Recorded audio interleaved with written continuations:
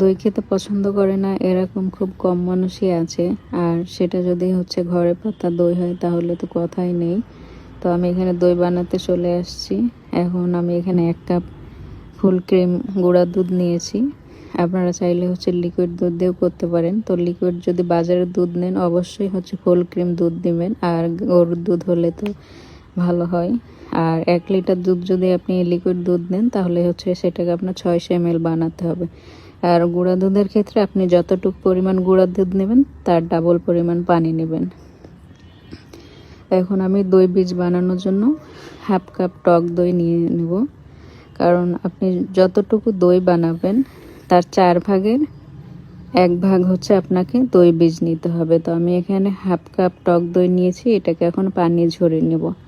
আর এখানে আমি 1/2 কাপ চিনি নিয়েছি। মানে যদি কেউ মিষ্টি খেতে না চান, মানে হালকা মিষ্টি চান, তাহলে হচ্ছে 4 ভাগের 1 ভাগ চিনি নেবেন।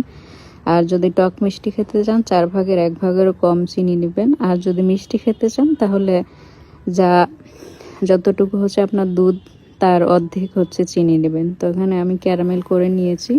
আর এখানে মনে হচ্ছে ক্যারামেলে হচ্ছে এটা আটকে গেছে, কিন্তু না, এটা একটু পরে গলে যাবে। এই যে আমার ক্যারামেলটা গলে গেছে আর দুধটাও ঘন হয়ে গেছে। এটাকে এখন আমি নামিয়ে নিব।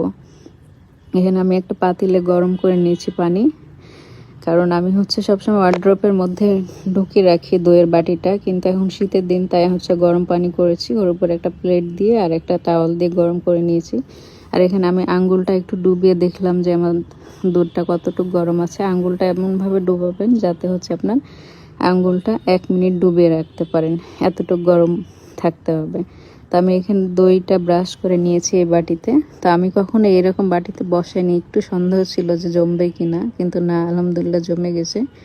এখন দইটাকে আমি ফেটিয়ে নিয়ে তারপরে দুধের মধ্যে মিশিয়ে নিয়ে এখন এই যে বাটিটা আমি ঢেলে দিচ্ছি। তো এটা আমি ঢেলে এখন হচ্ছে গরম পাতিলের উপর বসাই দেব। তাওয়াল দিয়ে ভালো করে মুড়িয়ে নিচ্ছি। এটাকে মুড়িয়ে নিয়ে এবার হচ্ছে আমি এটার উপরে একটা বাটি দিয়ে চাপা দিয়ে দেব। আর উপর দিয়েও একটা ভারী কিছু বসিয়ে দেবো যাতে হচ্ছে বাতাস না ঢুকে। তো আমার দইটা জমে গেছে আলহামদুলিল্লাহ। এই যে, কিন্তু আমি একটু পাকনামি করেছিলাম। দুধটা আগে জ্বালিয়ে নিতে হতো, কিন্তু আমি জ্বালাইনি, এজন্য হচ্ছে একটু মনে হচ্ছে পানি পানি, কিন্তু ফ্রিজে রাখার পরে এটা আলহামদুলিল্লাহ ঘন ছিল।